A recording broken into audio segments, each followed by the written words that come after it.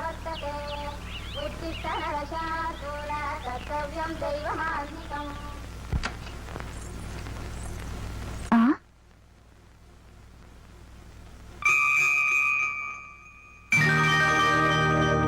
ఈ అవతారాలేమిటి? ఇవాళ మా డాడీ మ్యారేజ్ డే, అందుకని డాడీ నేను స్నానం చేయాలి. ఇద్దరునా? సర్లే వచ్చండి, ముగ్గురం కలిసే చేసేద్దాం. సిగ్గు లేకపోతే సరే. అబ్బో, దేనికమ్మా సిగ్గు? ప్లీజ్ ఇప్పుడే వచ్చేస్తాను. అంతేనా? రారా. గల్ల గల్ల నిన్నే కళ్ళను పడుతోంది. అబద్ధాలు. కావాలంటే చెట్టు అడుగు. కళ్ళు పడుతున్నాయి. పిల్లికి ఎలక సాక్ష్యం. నన్ను పిల్లంటావా? అయ్యో రామచంద్ర ప్రభు, తప్పు. మొగుణ్ణి గోపాలకృష్ణ నేను ఇక్కడ ఉండగా ఆయన ఎందుకు పిలుస్తావు? ఆయన అసలే ఏకపత్ని వ్రతుడు. ఛీ.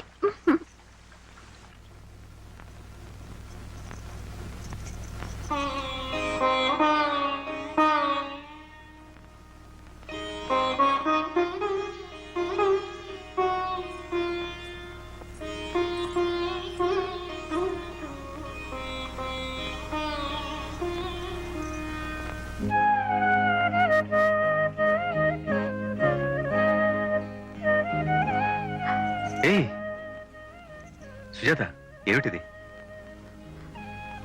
పెళ్లి రోజు కన్నీరేమిటి? ఇది బాధతో వచ్చే కన్నీరు కాదండి. ఎక్కడో దుమ్ములోనో ధూళిలోనో పడి ఉన్న నన్ను తీసుకొచ్చి నాకు హోదానిచ్చి మీ అర్థాంగిగా నాకు స్థానాన్నిచ్చినందుకు కృతజ్ఞతతో వచ్చే కన్నీరు. మళ్ళీ మొదలెట్టావా ఫ్లాష్ బ్యాక్? చూడు సుజాత, పెళ్ళి మనకి నేళ్లేనా, మనం ఇంకా భార్యాభర్తలం కాలేదు. అదేమిటి?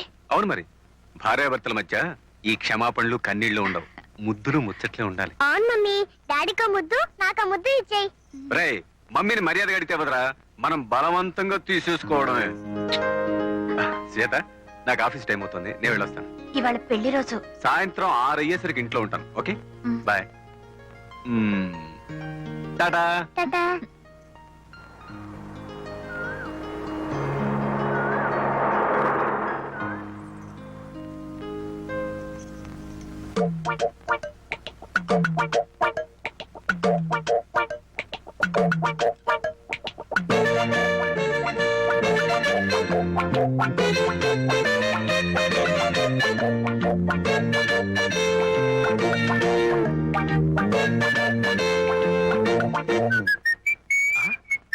రేకులేమిటి ఇలా రేకులు అరిగిపోయి?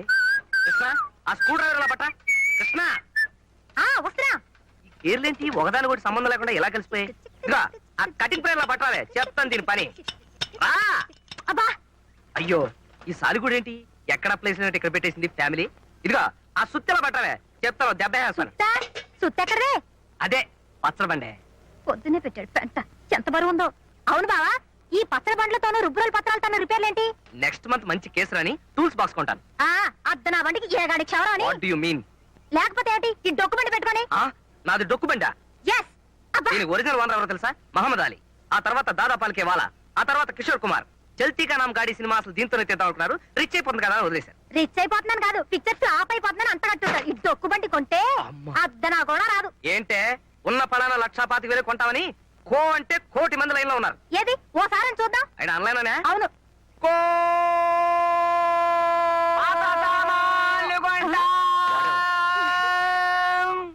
ఏంట్రా ఇది పాత సామానా? యాంటిక్ రా, యాంటిక్. తాజ్మహల్, కృష్ణదేవరాయల కత్తి, దేవదాస్ కొట్టి పారేసిన మందు బాట్లు, హిట్లర్ వాడిన రేజర్ తీసి దాచుకుంటారు చూడు, ఇది అంతే. పాత సామాన్లు కొంటా. చెవు కోసిన మేకలాగా, అరిగిపోయిన రికార్డు లాగా, మంత్రి గారి వాగ్దానం లాగా చెప్పిందే చెప్తామే. నువ్వు మనిషి కాదు. పాత సామాన్లు కొంటా. కొంటావు కొంటావు, నేను అసలు అమ్మితేగా. ఇదిగో చూడు, నాకు ప్రమోషన్ వచ్చి నేను ఈ జిల్లా జడ్జినైనా సరే ఈ కారు అమ్మను కాక అమ్మను. పాత సామాన్లు కొంటా.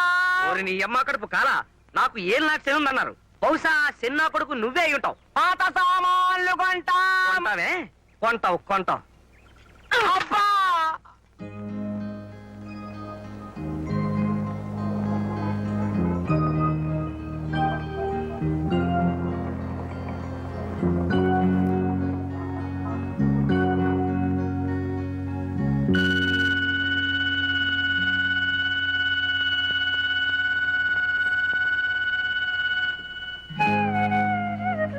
సాయంత్రం 6 అయ్యేసరికల్లా ఇంట్లో ఉంటాను. ఓకే,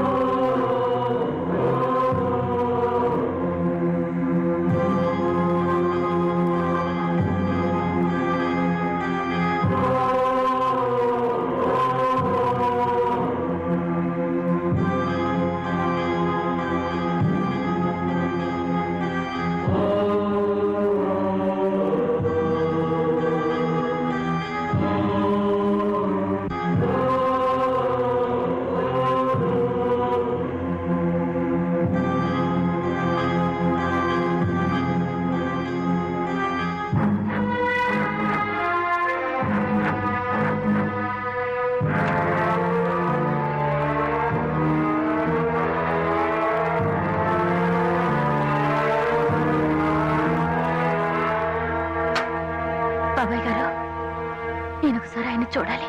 వద్దమ్మా, నువ్వు ఇప్పుడు గోపాలకృష్ణని చూడలేవు. నీ మనసులోని రూపాన్ని అలాగే ఉంచుకో. నేను ఒకసారి ఆయన్ని చూడాలి. వద్దమ్మా, నా మాట వినమ్మా.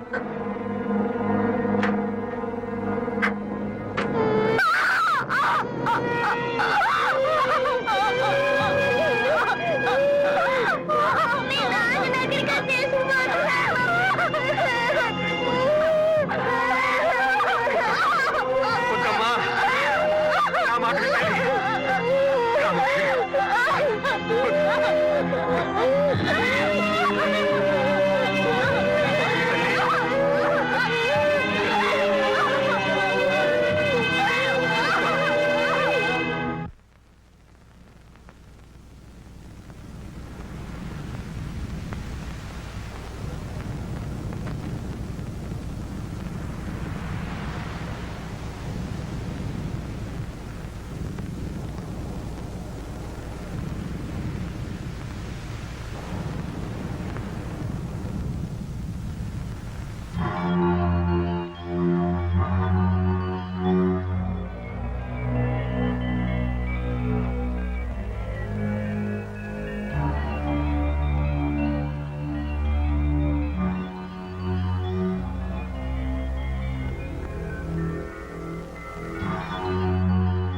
బసవరాజు గారు, గోపాలకృష్ణ తండ్రి తమ్ముడు ఇంకా రాలేదు. వాళ్ళు లేకుండా దహనం చేస్తే మాట పడాల్సి వస్తుందేమో. కబురు చేశాం కదండి, ఊళ్ళో ఉంటే ఈ పాటికే వచ్చి ఉండేవాళ్ళు. చేయగలిగిందేముంది, మాటో మంచో మనమే పడదాం కానివ్వండి. బతికుండగా ఆ ఇంటి మీద కాకి ఇంటి మీద వాలేదు కదా.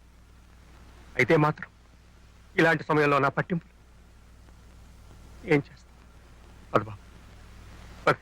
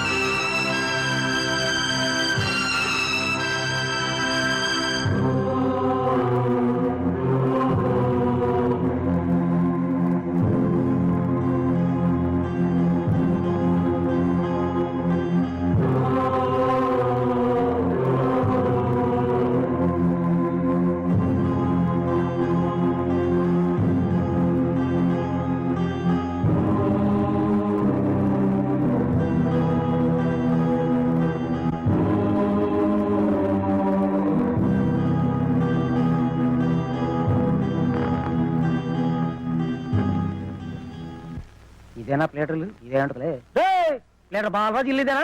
ఏంటయ్యా మంచి మర్యాద లేకుండా? కొంచెం గౌరవించి మాట్లాడవయ్యా. సరే పిల్లరా, నేనే బాలాజనయ్యా. అవునయ్యా, కావాలంటే చూడు, ఇప్పుడే కేసు స్టడీ చేస్తున్నా. నాకు డౌటే బావా. ఇంకా అనుమానమా? అయితే ఆంధ్ర యూనివర్సిటీ వాళ్ళు నాకు ప్లేటర్ అని అచ్చోసి ఇచ్చిన సర్టిఫికేట్ చూపిస్తానయ్యా. సర్లే, నమ్ముతాను బాబు.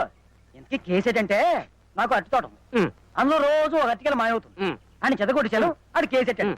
నా తరపు నువ్వు కేసు బాధించి పెట్టాలయ్యా. ఓ సింతే కదా, నువ్వు గెలిచేశాను అనుకోవయ్యా. సెక్షన్ 503, 904 ప్రకారం ఎవరికి తెలియకుండా ఇంకో 4 సెక్షన్ కలిపి నేను గెలిపించేస్తానయ్యా. అయితే ఫీజు ఇచ్చే బావా. ఎందుకండి? ఏంటి బావా? ఫీజు ఏంటి వద్దా? ఫీజు వద్దంటున్నావు బావా? పిలిచి పిల్లనిస్తానంటే కులం తక్కువ అన్నాడంటే నీలాంటి వాడే. సిరికి మోకాలంటకు. నువ్వు నోరు ముయ్యవే. ఫీజు అంటే అదేమన్నా 100 వేలు అనుకున్నావా? అల్లరి చేసే పిల్లాడికి బెల్ల ముక్క చేతిలో పెట్టినట్టు రూపాయి బిళ్ళ చేతిలో పెట్టాడు. ఎదవా! మా కేసులకే 10 రూపాయల కన్నా ఎక్కువ వెళ్ళి నేను గెలిచినాక ఇస్తావా? ఏంటి గెలిచిన తర్వాత ఇస్తావా? అయితే కేసుకి వెళ్ళవా బావా? ఈడొకడు కేసు గెలిచిన తర్వాత ఫీజు ఇవ్వకపోతే ఆసుగురు ప్లాస్. కృష్ణ ఎగతాళిగా ఉందా?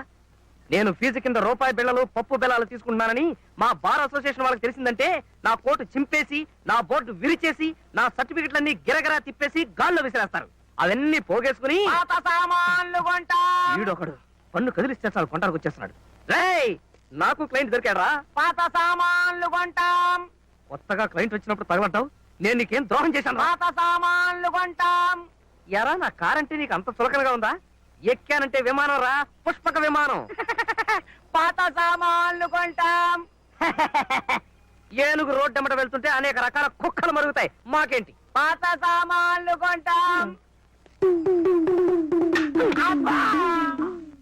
ఏంటయ్యా ఇల్లు ఊరికింత దూరంగా కట్టాడేంటి మావాడు? మీకు తెలియదే ఉందండి, ఆయన ప్రశాంతత కోరుకునే వ్యక్తి. ప్రశాంతత కాదయ్యా, ఒంటరితనం. అందుకేగా వాడు చిన్నప్పుడే మమ్మల్ని అందరినీ వదిలేసి వచ్చేసాడు. ఈ కనిపించే సైట్ అంతా మావాడిదేనా? అందులో 20 acres అయిందేనండి. ఫ్యాక్టరీ ఇక్కడికి ఎంత దూరం ఉంటుందో? 10 kilometers ఉంటుంది సార్. సంవత్సరానికి టర్న్ ఓవర్ ఎంత ఉంటుంది? దాదాపు 1 కోటి దాటుతుంది సార్. అలాగా? అయితే మేనేజర్ గారు, సార్ కొబ్బరి తోటలు అయితేనే నారింజ తోటలు అయితేనే ఓ 300 ఎకరం ఉంటుందంట. 300 acres చాలా ఎక్కువ కదా డాడీ. వ్యవసాయానికి అయితే ఎక్కువ, అమ్మకానికి మాత్రం తక్కువరా. నేను అదే అనుకుంటున్నాను. నువ్వు నోరు మూసి కూర్చో. మావయ్య టిఫిన్ చెద్దరు రండి. నేను అదే అనుకుంటున్నాను. అయితే రాజుగారు, మా గోపాలకృష్ణ పెద్దగా తాగేవాడు కాదనుకుంటాను. అబ్బే, పండక్కో పబ్బానికో ఓ కుక్క. తాగుడు విషయం చెప్పాలంటే మా బావమరిది వెధవ పీపాలు పీల్చేస్తాడు. ఎప్పుడో లివర్ బుడగలా పేలి చస్తాడు వెధవ. మా కోడల్ని చూస్తే నాకు చాలా బాధగా ఉందండి. బొత్తిగా లోకజ్ఞానం తెలియని పిల్ల, వీడ పసిగుడ్డు, లంకంత కొంప బోళ్ళంత ఆస్తి. ఎంత ఆస్తి ఉంటే ఎలా లాభం నాదుడు లేకపోయాక? అవును డాడీ, నేను అదే అనుకుంటున్నాను. ఉంటే ఆస్తి నాదుడు 2 ఉండాలి, లేకపోతే లేదు. రే సుపుత్ర, నువ్వు ఇడ్లీ తినడానికి మాత్రమే నోరుపితే బాగుంటుందిరా.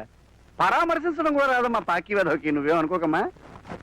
మేనేజర్ గారు, సార్ మరి ఇంత ఆస్తిని మా గోపాలకృష్ణ ఒక్కడే చూసుకునేవాడండి. అవును సార్. సర్లేండి, ఇందులో పుట్టి ఇందులో పెరిగాడు కనుక అతనికి కష్టమేం కాదు. ఓ పని చేద్దామండి, ఈ బాధ్యతలన్నీ చూసుకోవడం మా కోడల పిల్ల వల్ల అయ్యే పని కాదు, కానీ అవన్నీ మా ఆదిబాబుకి అప్పగిస్తాను.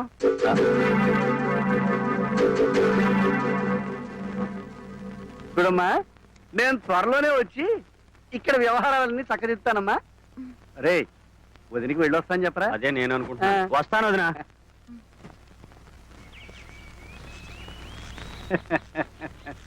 ఈ తాతయ్యకి టాటా చెప్పు బాబు.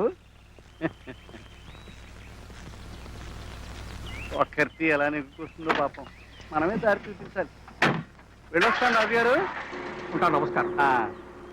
ఏమిటమ్మా, గోపాలకృష్ణ బతికుండగా పలకరించడానికి కూడా వచ్చేవాడు కాదు, ఇప్పుడు బాధ్యత అంతా నెత్తినేసుకుంటున్నాడు. అదే నాకు అర్థం కావడం లేదండి. బంధుత్వాలు నమ్మకూడదమ్మా. కొడుకైనా సరే కరువు పెట్టిన మరుక్షణం ఆస్తి కోసం కోర్టుకు ఎక్కుతున్నాడు. మా బావమడి విధం చూడు, నేను బతికుండగానే ఎల్ఐసి పాలసీలో ఎంత ఉందో లెక్కలు కట్టి మా ఆవిడికి చెప్తున్నాడు. వస్తానమ్మా, నువ్వు జాగ్రత్తగా ఉండు. వస్తాను.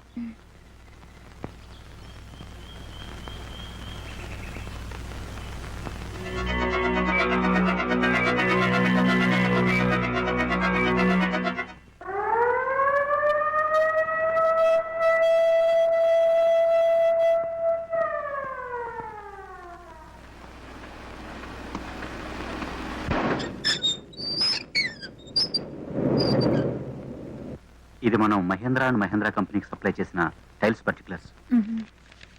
ఇది బాంబేలో మన బ్రాంచ్ ఆఫీస్ కి. అమ్మగారు, మీకోసం శరభాయ్ గారు వచ్చారు, పంపమంటారా? పంపించు.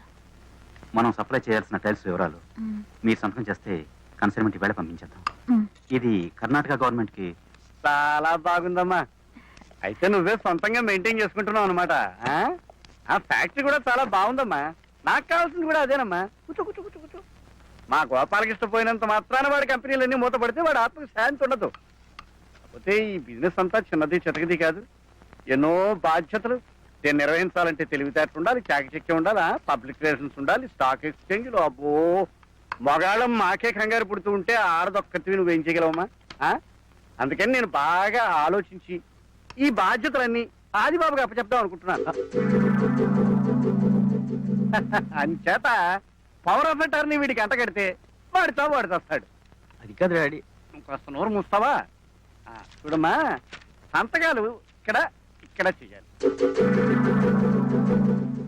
నేను కాస్త ఆలోచించుకోవాలండి. ఇంకా ఆలోచించుకునేది ఏముందమ్మా, మేమంతా ఆలోచించే ఓ నిర్ణయానికి వచ్చాం, నీకు ఏ శ్రమ ఉండకూడదని. నేను కూడా అదే అనుకుంటున్నాను. నువ్వు నోరు మూయి. ఇక్కడ పెద్ద సంతకం. నన్ను తొందర పెట్టకండి, నేను ఇంకా ఏ నిర్ణయానికి రాలేదు. విన్నమ్మా, నీ ఇష్టం, ఉందే ఉంది. ఓ మాట సహాయం చేసేవాళ్ళమే కానీ కావాల్సిన దానికి కనుక సహాయం చేద్దాం అనుకున్నాం. కంగారు ఏం లేదమ్మా, ఈ నిర్ణయమే మా నిర్ణయం. వెళ్ళొస్తామమ్మా.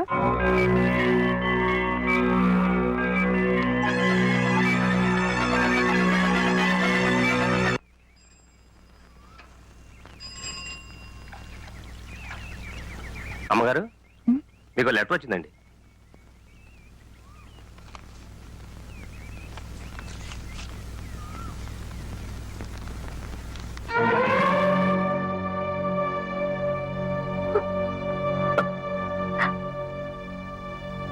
ఆయనకి పెళ్లి జరగలేదట. అసలు మా సంబంధమే చెల్లదట బాబాయ్ గారు. ఎంత అన్యాయం!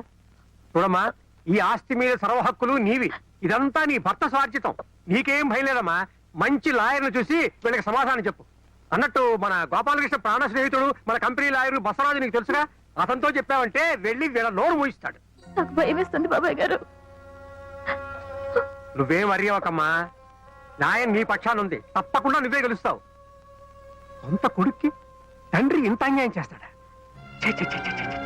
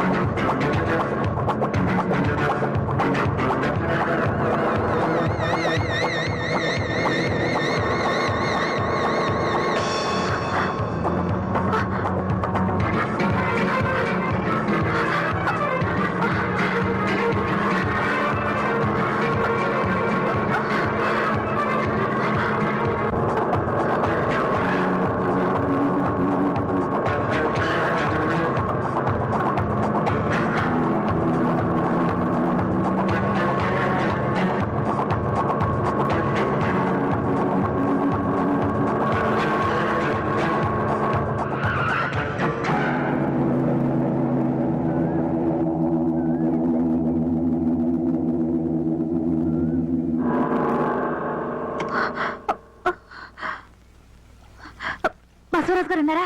లేరమ్మా, కోర్టుకెళ్ళారు. సరే.